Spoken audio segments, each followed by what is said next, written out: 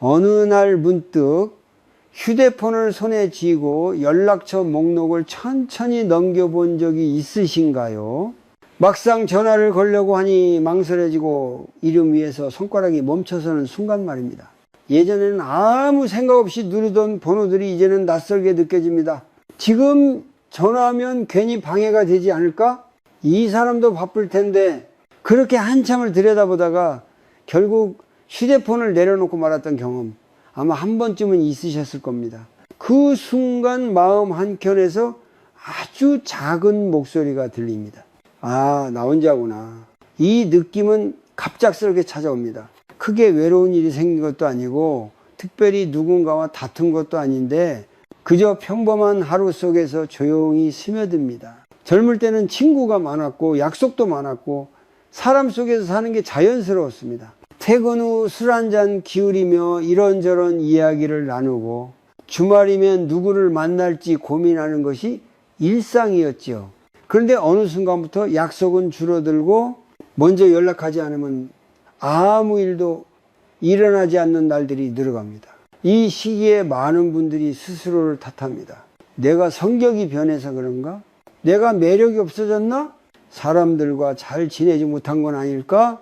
하지만 오늘 이 시간에는 분명히 말씀드리고 싶습니다. 지금 느끼는 이 공허함은 당신이 부족해서도 실패해서도 아닙니다. 이것은 인생의 한 국면이 바뀌고 있다는 신호에 가깝습니다. 불교에서는 모든 것이 무상하다고 말합니다. 변하지 않는 것은 아무것도 없고 머무르는 인연 또한 없습니다. 사람과 사람 사이의 관계도 예외가 아닙니다. 함께 웃고 울며 시간을 보냈던 친구라 해도 각자의 삶의 방향이 달라지면 자연스럽게 거리가 생기게 됩니다. 이것은 누군가의 잘못이 아니라 흐름입니다. 특히 중년 이후가 되면 삶의 무게가 달라집니다. 누군가는 자식 문제로, 누군가는 건강 문제로, 또 누군가는 경제적인 걱정으로 하루하루를 버텨냅니다. 예전처럼 가볍게 만날 여유도, 마음 없이 웃어줄 힘도 점점 줄어듭니다. 그래서 관계는 선택적이 되고 침묵은 길어집니다. 이때 마음속에서는 또 다른 감정이 올라옵니다. 바로 비교입니다. 저 사람은 아직도 친구가 많은데 왜 나는 이렇게 혼자가 되었을까? 하지만 비교는 언제나 우리를 더 외롭게 만듭니다. 겉으로 보이는 관계의 숫자가 그 사람의 마음의 충만함을 말해주지는 않기 때문입니다. 많은 사람들 속에 있어도 정작 자기 자신과는 단절된 채 살아가는 이들도 많습니다. 불교에서 말하는 고구는 외부 상황 그 자체보다 그 상황을 받아들이는 마음에서 생깁니다. 혼자 있는 시간이 괴로운 이유는 혼자이기 때문이 아니라 혼자면 안 된다는 생각에 집착하기 때문입니다. 이 집착은 우리 마음을 끊임없이 불안하게 만들고 과거의 관계를 붙잡게 하며 이미 흘러간 시간을 계속 되돌아보게 합니다. 잠시 멈춰서 이렇게 자신에게 물어보셔도 좋겠습니다. 나는 정말로 누군가가 없어서 괴로운 걸까? 아니면 혼자 있는 나를 인정하지 못해서 괴로운 걸까? 이 질문 앞에서 많은 분들이 처음으로 조용해집니다. 그리고 그 조용함 속에서 그동안 외면해 왔던 자신의 마음을 마주하게 됩니다. 여기서 아주 간단한 실천 하나를 제안드리고 싶습니다. 지금 이 영상을 듣고 있는 이 순간, 잠시 호흡에만 집중해 보세요. 코로 천천히 숨을 들이마시고 입으로 길게 내쉽니다. 지금 이 순간 나는 안전하다. 이 문장을 마음속으로 조용히 되뇌어 보십시오. 누군가와 연결되어 있지 않아도 당신의 존재는 이미 충분합니다. 오늘 이 첫 번째 이야기는 해답을 주기보다는 질문을 남기기 위함입니다. 왜 혼자가 되었는지 따지기보다 지금의 나를 있는 그대로 바라보는 연습 말입니다. 이 연습이 쌓일 때 외로움은 서서히 다른 얼굴을 드러내기 시작합니다. 다음 시간에는 이 관계의 변화가 왜 자연스러운지, 그리고 우리가 어떻게 이 흐름을 거부하지 않고 살아갈 수 있는지, 불교의 무상이라는 관점에서 더 깊이 이야기해 보겠습니다. 지금은 그저 나만 이런 것이 아니다라는 사실 하나만 마음에 남겨두셔도 충분합니다. 사람과 사람 사이의 거리가 멀어질 때 우리는 종종 그 이유를 붙잡고 싶어집니다. 왜 이렇게 되었을까? 어디서부터 틀어진 걸까? 이 질문들은 얼핏 보면 관계를 지키려는 마음처럼 보이지만 그 속을 들여다보면 사실은 변화를 받아들이지 못하는 마음에서 비롯된 경우가 많습니다. 오늘은 그 변화의 본질을 불교에서 말하는 무상무상의 관점으로 함께 바라보려 합니다. 불교에서 무상이란 모든 것은 생겨나고 머물고 결국 사라진다는 진리입니다. 이 세상에 영원히 같은 모습으로 남아있는 것은 아무것도 없습니다. 젊음도 건강도 재산도 그리고 사람과의 인연도 마찬가지입니다. 그런데 우리는 이상하게도 사람과의 관계만큼은 예외일 것이라 믿고 살아갑니다. 이 친구만큼은 평생 함께 할 거야. 이 사람은 절대 변하지 않을 거야. 이 믿음이 깨지는 순간 마음은 깊은 상처를 입습니다. 중년이 되어 돌아보면 예전에 그렇게 가깝다고 느꼈던 사람들과 자연스럽게 멀어져 있는 자신을 발견하게 됩니다. 같은 동네에서 살며 매일 얼굴을 보던 친구, 같은 직장에서 웃고 떠들던 동료, 자식 이야기를 밤늦도록 나누던 지인들. 그 시절에는 그 인연이 너무 당연해서 사라질 거라 상상조차 하지 않았습니다. 하지만 세월이 흐르면서 사는 곳이 달라지고 삶의 우선순위가 달라지고 이 관심사와 고민의 결이 달라집니다. 여기서 중요한 점은 이 변화가 누군가의 잘못으로 일어나는 것이 아니라는 사실입니다. 누군가는 가족에게 더 집중해야 하는 시기가 오고 누군가는 생계를 위해 다른 길을 선택하며 또 누군가는 조용한 삶을 원하게 됩니다. 각자의 인생이 다른 방향으로 흘러가는데 예전과 똑같은 거리를 유지하려는 것이 오히려 더 큰 무리가 될 수 있습니다. 그럼에도 불구하고 우리는 마음속으로 이렇게 말합니다. 그래도 예전에는 안 그랬는데 이 말 속에는 집착이 숨어 있습니다. 과거의 모습, 과거의 온도, 과거의 친밀함에 대한 집착입니다. 불교에서는 이 집착이 바로 고의 씨앗이라고 말합니다. 변한 현실이 괴로운 것이 아니라 변하지 않기를 바라는 마음이 우리를 괴롭게 만드는 것입니다. 나이가 들수록 이 집착은 더 은근해집니다. 겉으로는 담담한 척 하지만 마음속에서는 왜 나만 이렇게 되었지? 라는 생각이 반복됩니다. 이 반복되는 생각은 스스로를 고립시키고 현재의 삶을 있는 그대로 보지 못하게 합니다. 그리고 결국 이미 멀어진 관계를 계속 마음속에서 붙잡느라 지금의 나에게 필요한 에너지를 소모하게 됩니다. 이 지점에서 무상을 이해한다는 것은 포기와 다릅니다.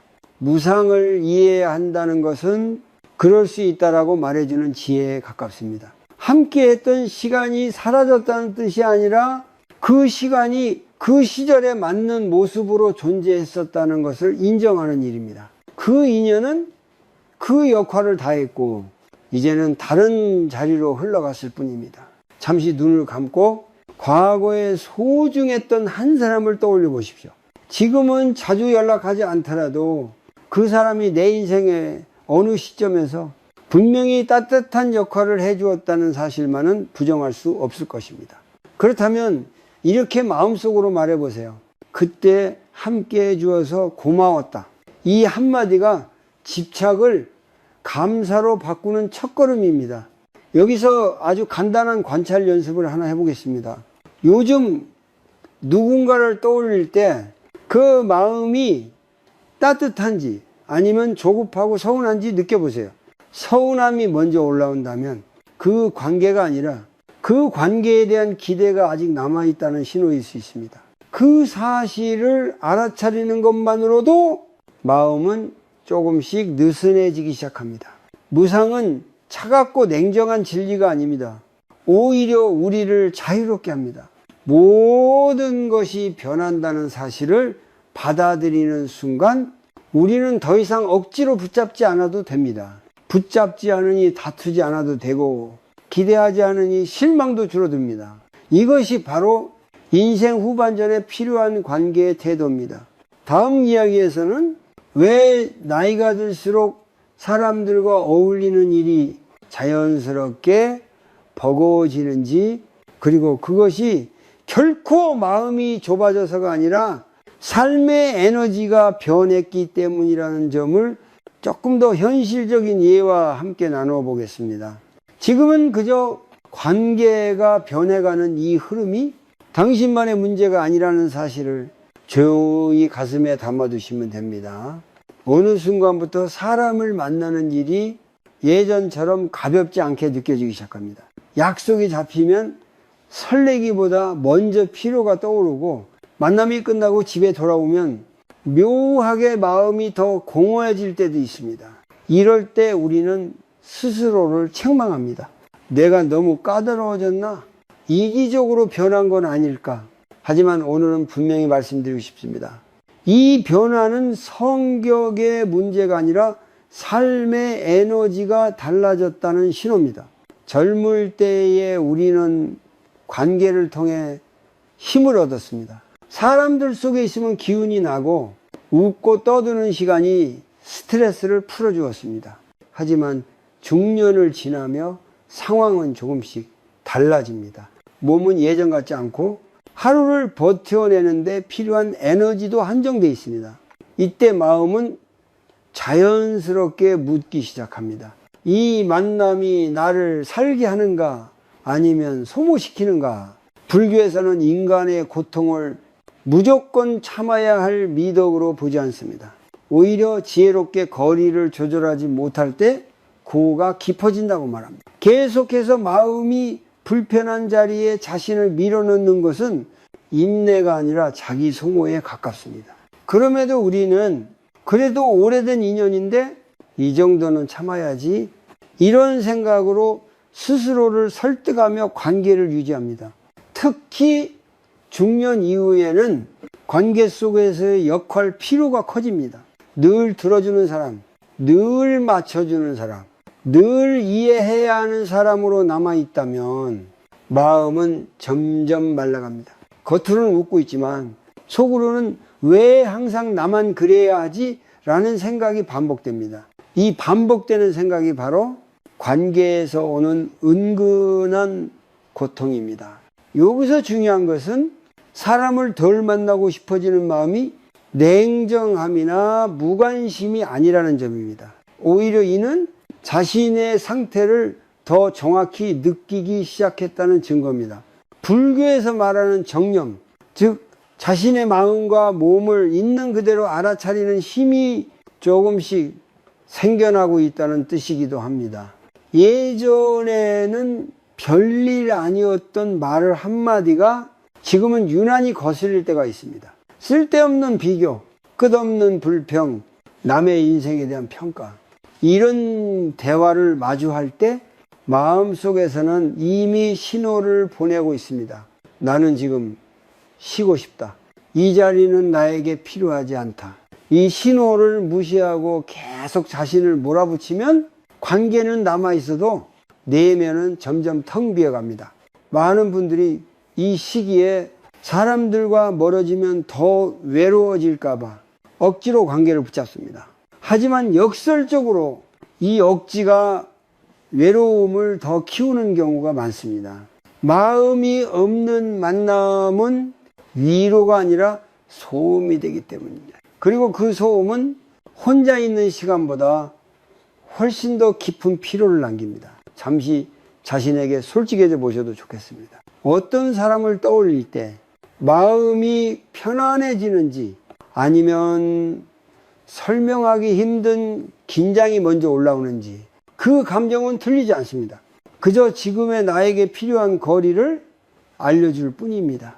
불교에서는 이것을 피해야 할 인연이 아니라 지금은 쉬어야 할 인연이라고 봅니다.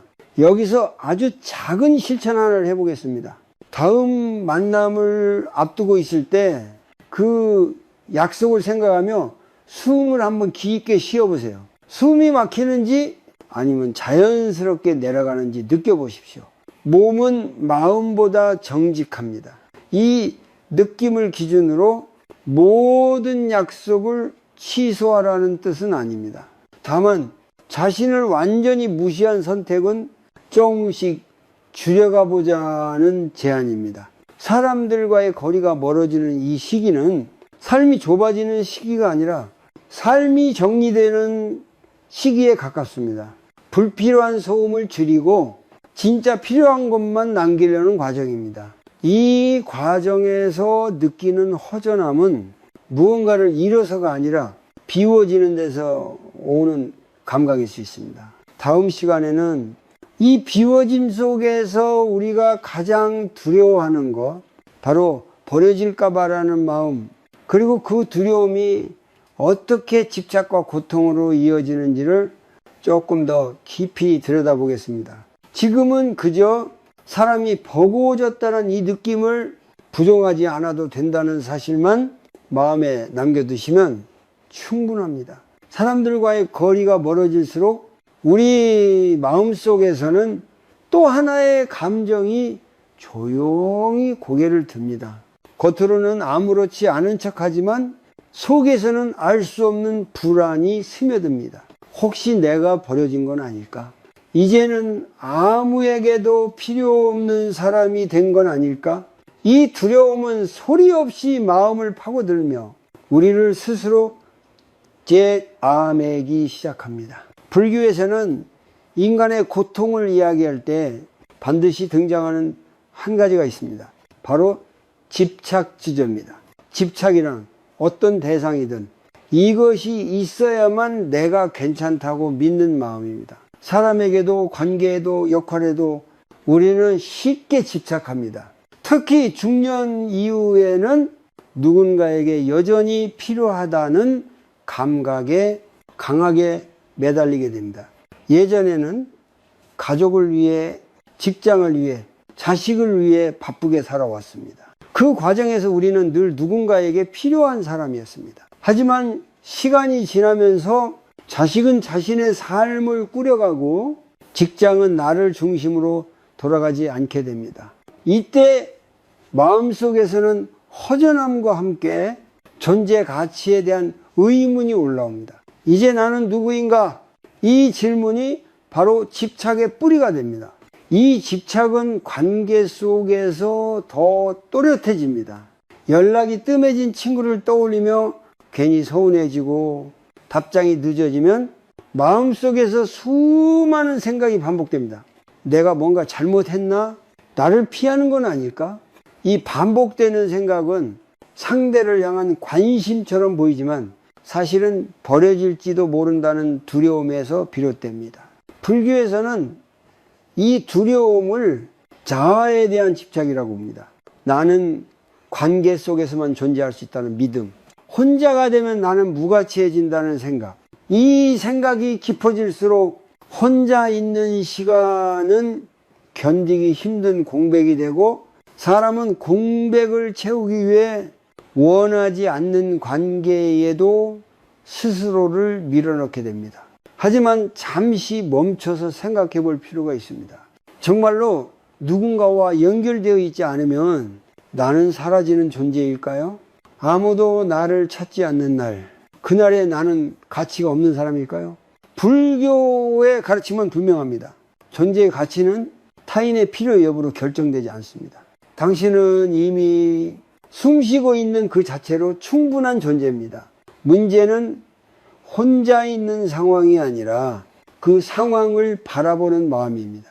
혼자를 결핍으로 해석하는 순간 마음은 고통을 만들어냅니다.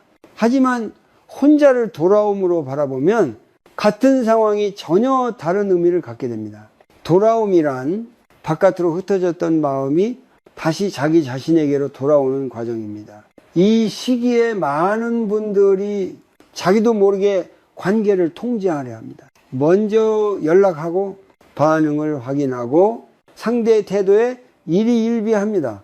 이 통제는 사랑이 아니라 불안의 표현입니다. 통제가 강해질수록 관계는 숨이 막히고 결국 더 멀어지는 결과를 낳습니다.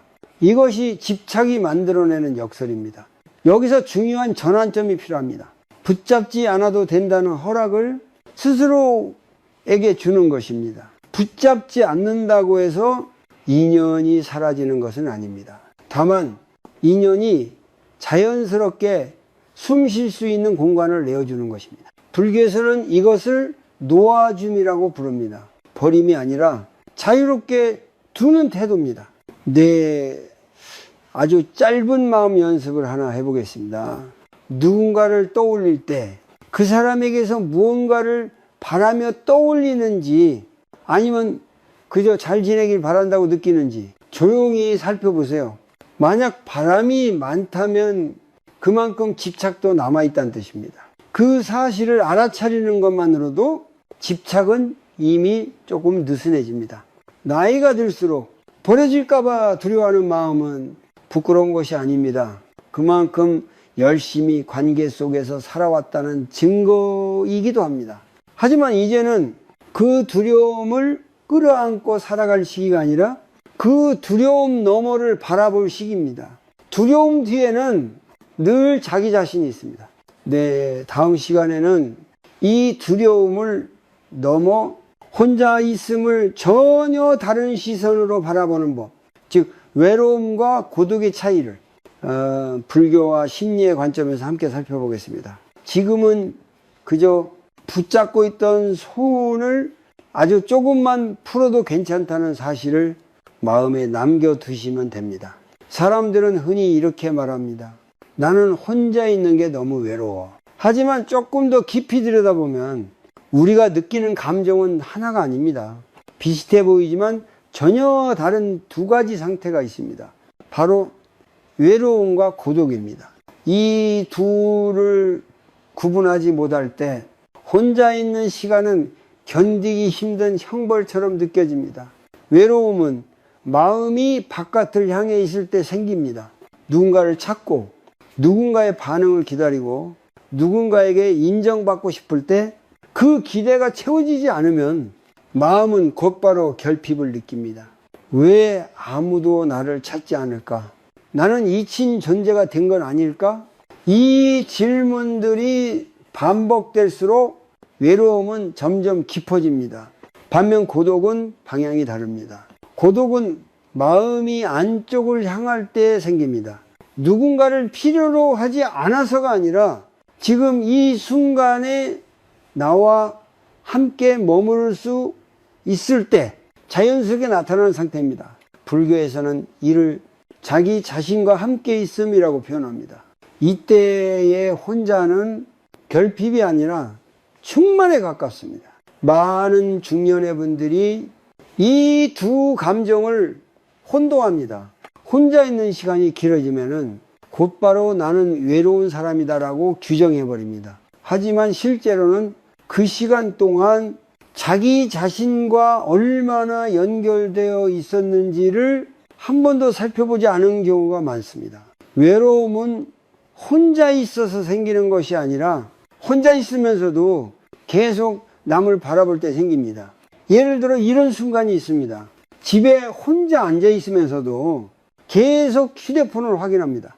메시지가 왔는지 누군가 나를 떠올렸는지 괜히 SNS를 열어 다른 사람들의 모습을 훑어봅니다. 이때 마음은 몸은 혼자지만 시선은 끊임없이 바깥을 향해 있습니다. 이 상태가 바로 외로움입니다. 반대로 고독은 다릅니다. 같은 공간에 혼자 있어도 굳이 확인하지 않아도 괜찮고 조용한 시간 속에서 자신의 호흡, 생각, 감정을 그대로 느낄 수 있습니다. 이때 우리는 누군가가 없어서 불안하다는 생각보다 지금 이 시간이 나를 쉬게 한다는 감각을 느낍니다. 이 차이는 아주 작아 보이지만 삶의 질을 완전히 바꿉니다. 불교에서는 외로움을 무명에서 비롯된 공허라고 설명합니다. 자신의 마음을 알지 못한 채 밖에서 답을 찾으려 할 때 고통은 계속 반복됩니다. 반면 고독은 자기 마음을 있는 그대로 관찰할 수 있을 때 생깁니다. 관찰이 시작되면 생각은 더 이상 나를 끌고 가지 못하고 감정도 예전만큼 거세지지 않습니다. 여기서 한 가지 중요한 오해를 짚고 가야 합니다. 고독은 사람을 완전히 끊어내는 상태가 아닙니다. 오히려 고독을 받아들일 수 있는 사람은 관계 속에서도 더 편안합니다. 왜냐하면 상대가 나를 채워주지 않아도 괜찮기 때문입니다. 이 여유가 생기면 관계는 의무가 아니라 선택이 됩니다. 이제 아주 짧은 마음 실습을 하나 해보겠습니다. 지금 혼자 있는 시간을 떠올려 보세요. 그때 마음속에서 가장 먼저 떠오르는 생각이 무엇이었는지 조용히 기억해 보십시오. 누군가 있었으면 좋겠다라는 생각이었는지, 아니면 이 시간을 어떻게 보내볼까라는 생각이었는지. 전자는 외로움의 방향이고 후자는 고독의 방향입니다. 판단하지 말고 그저 알아차리기만 해도 충분합니다. 외로움을 느낀다고 해서 당신이 약한 사람이라는 뜻은 아닙니다.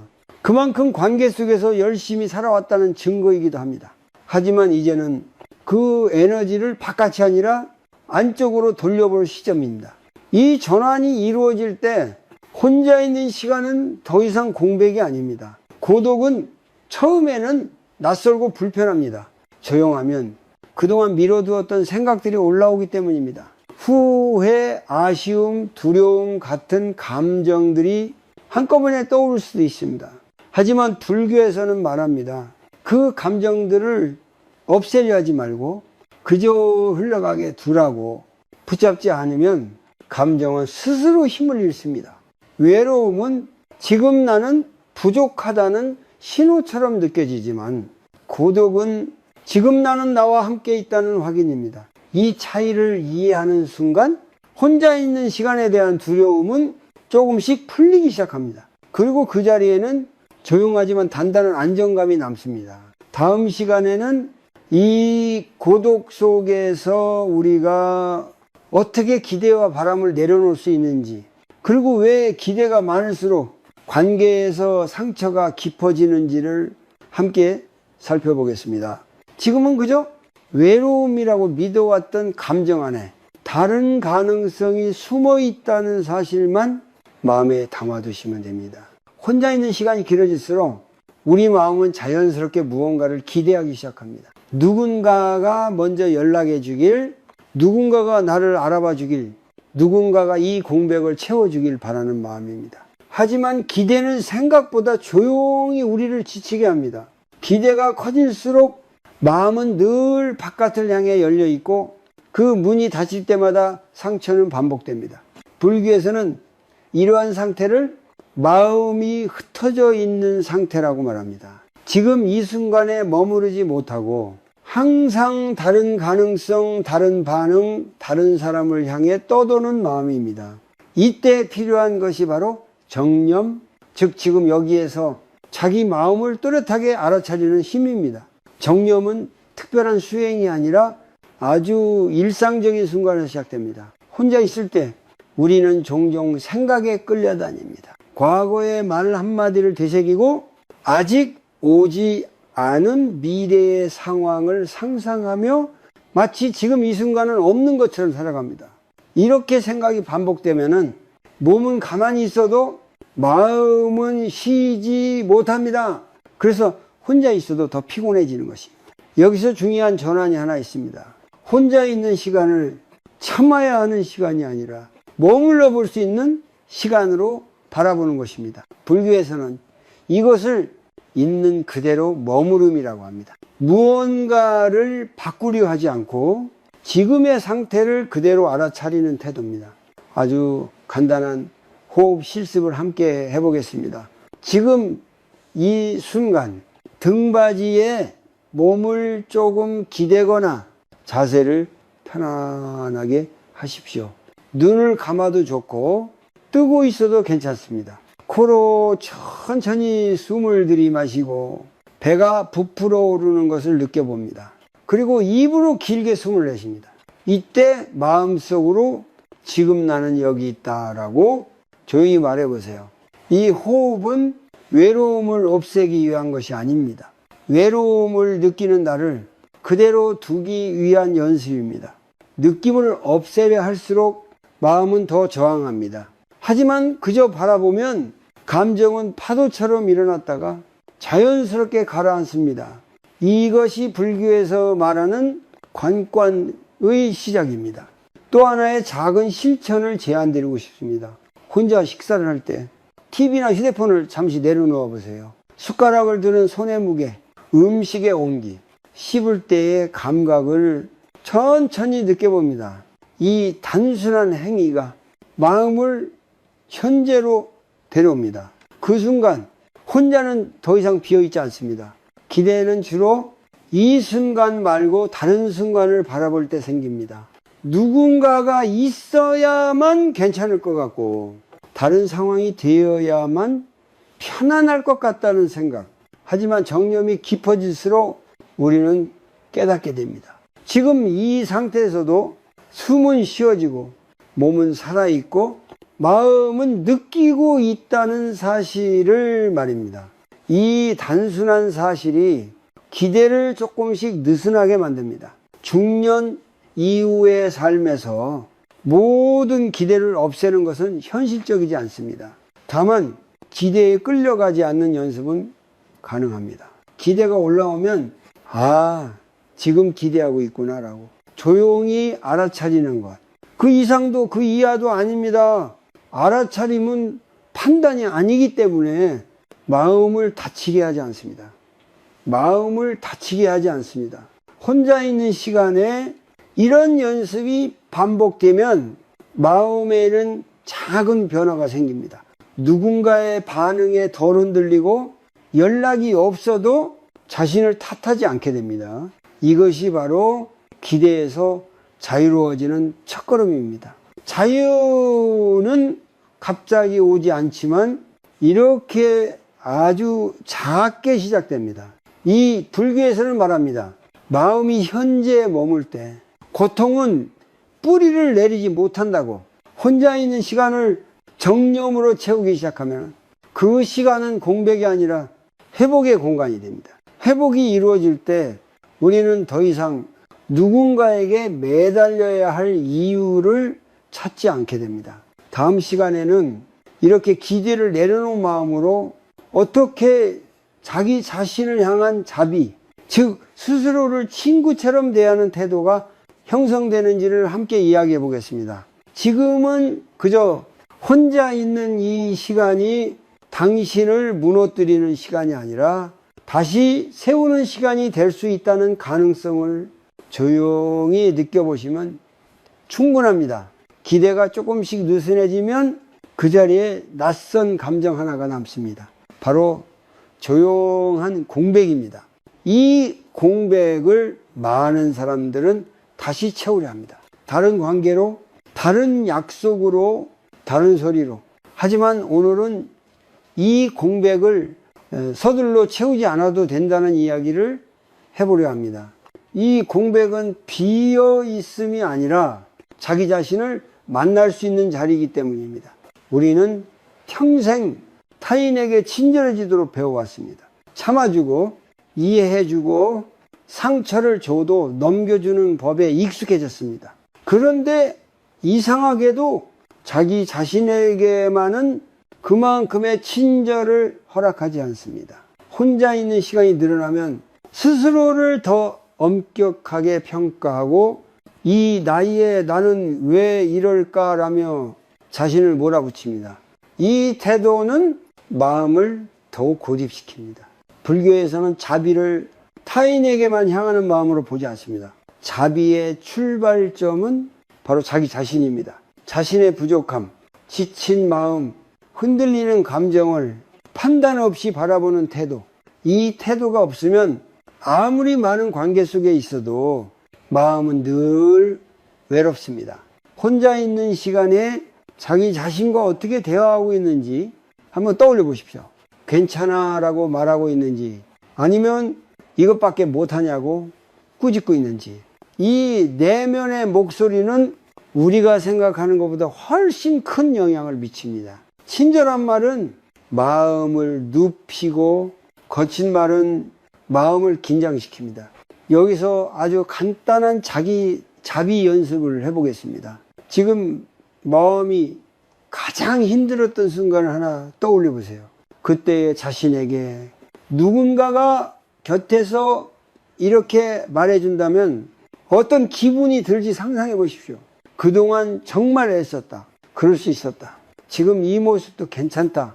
이 말을 남이 아닌 자기 자신에게 건네보는 것입니다. 처음에는 어색할 수 있지만은 이 어색함이 바로 우리가 자신에게 얼마나 인색했는지를 보여줍니다. 중년 이후의 삶에서는 더 이상 증명할 필요가 많지 않습니다. 누군가에게 인정받기 위해 애쓰지 않아도 됩니다.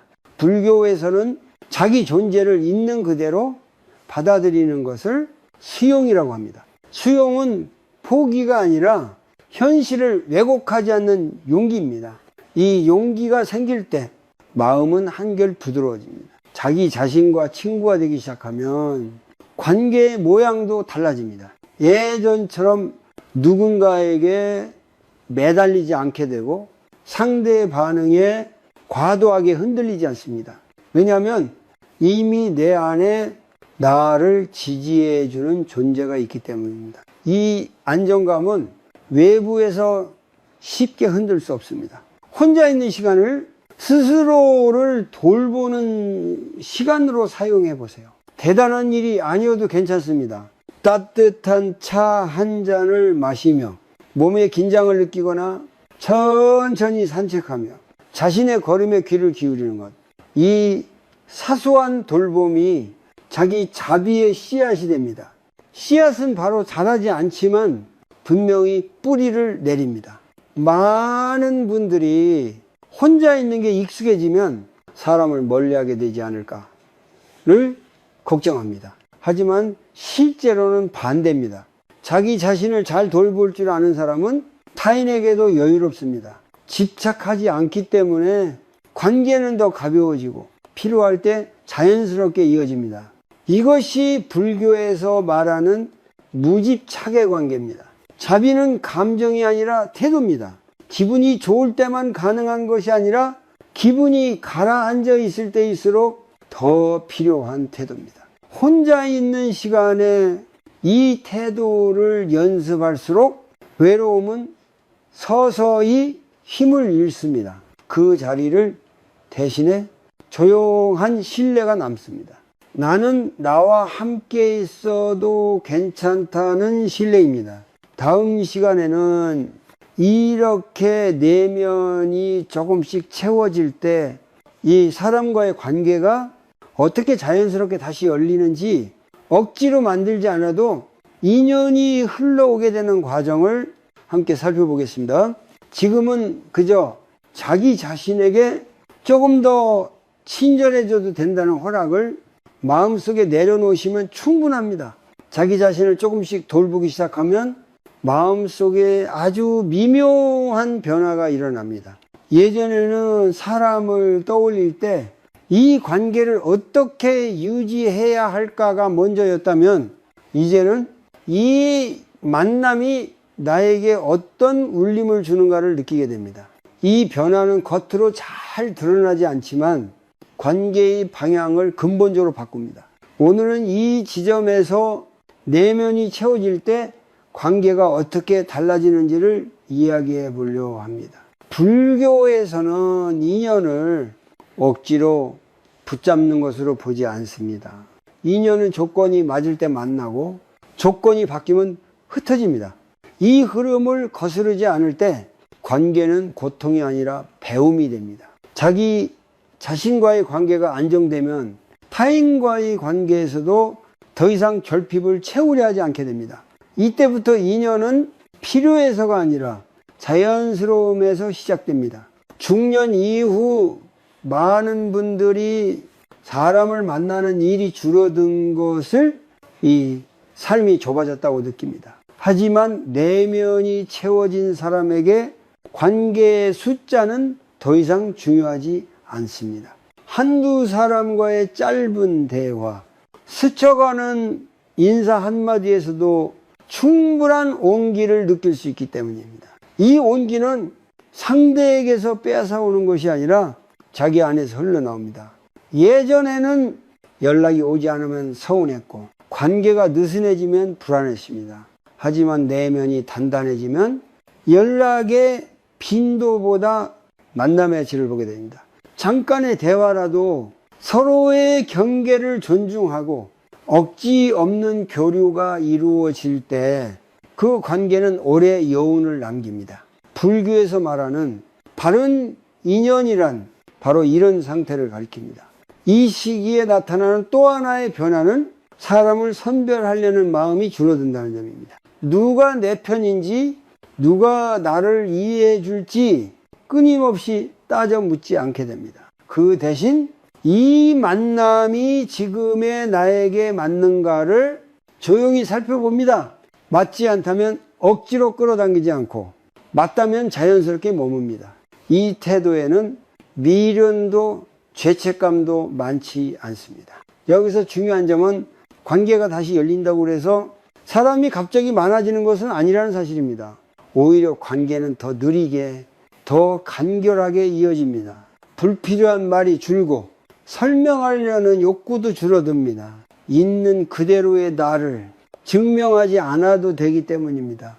이 편안함이 사람을 끌어당기는 힘이 됩니다. 아주 작은 관계 관찰 연습을 하나 제안드리고 싶습니다. 누군가와 대화를 나눈 후 집으로 돌아오는 길에 자신의 마음 상태를 느껴보세요. 가벼워졌는지 아니면 더 무거워졌는지. 이 느낌은 관계의 옳고 그름을 판단하는 기준이 아니라 지금의 나에게 맞는지를 알려주는 신호입니다. 이 신호를 존중할수록 관계는 자연스럽게 정리됩니다. 불교에서는 억지로 맺은 인연은 반드시 고를 남긴다고 말합니다. 반대로 자연스럽게 흐른 인연은 짧아도 마음에 상처를 남기지 않습니다. 내면이 채워진 사람은 이 차이를 몸으로 압니다. 그래서 관계를 늘리려 애쓰지 않고 줄어들어도 스스로를 탓하지 않습니다. 이 단계에 이르면 혼자 있는 시간과 사람과 함께 있는 시간이 서로를 방해하지 않습니다. 혼자 있을 때는 고요하고 함께 있을 때는 부담이 없습니다. 이 균형이 바로 인생 후반전에 필요한 관계의 모습입니다. 관계가 삶의 중심이 아니라 삶의 일부로 자리 잡는 순간입니다. 혹시 지금 이 새로운 인연이 전혀 없는 것처럼 느껴지더라도 조급해하지 않으셔도 됩니다. 불교에서는 인연은 준비된 마음에 찾아온다고 말합니다. 지금은 그저 마음의 공간을 정돈하는 시기일 수 있습니다. 공간이 정리되면 자연스럽게 바람이 드나들듯 사람도 오고 갑니다. 예. 다음 시간에는 이 모든 과정을 지나 나이가 들어서야 비로소 알게 되는 혼자여도 괜찮은 삶의 의미를 천천히 정리해 보겠습니다. 지금은 그저 관계를 억지로 붙잡지 않아도 삶이 충분히 흘러갈 수 있다는 사실을 조용히 느껴보시면 됩니다. 나이가 들수록 우리는 조금 늦게 깨닫게 됩니다. 혼자 있는 시간이 늘어났다고 해서 삶이 비어가는 것은 아니라는 사실 말입니다. 오히려 이 시기는 삶이 다시 자기 자리로 돌아오는 과정일 수 있습니다. 오늘은 혼자여도 괜찮은 삶이 무엇인지, 그리고 그 삶이 어떻게 더 단단해지는지를 차분히 살펴보려 합니다. 젊은 시절에 우리는 늘 누군가와 함께 있어야 안심이 되었습니다. 사람 속에 있어야 살아있는 것 같았고 관계가 많을수록 인생이 풍성하다고 믿었습니다. 하지만 인생의 후반부로 들어서면서 이 믿음은 조금씩 힘을 잃습니다. 사람이 많아도 마음이 허전할 수 있고 혼자여도 마음이 안정될 수 있다는 사실을 몸으로 알게 되기 때문입니다.